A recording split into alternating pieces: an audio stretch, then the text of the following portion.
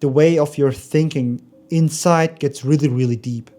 And also, the more deep you are getting into the world, the more your business makes sense, the more the world makes sense, the more the universe connects with you. Because when you understand the universe, understand how everything resonated, you will understand business, life, your mind, your productivity so much more easily. Because it's kind of like, think about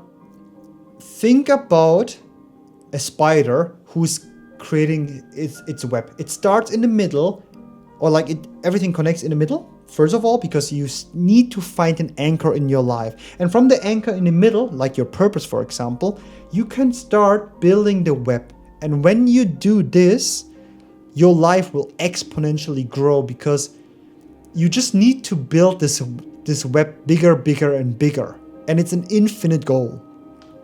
So when you understand your mind, you master your mind with a second brain, everything afterwards becomes easier. Also, your flow state in the morning is way easier, because you start in the morning with writing, and the writing is the simplest way to enter a flow state.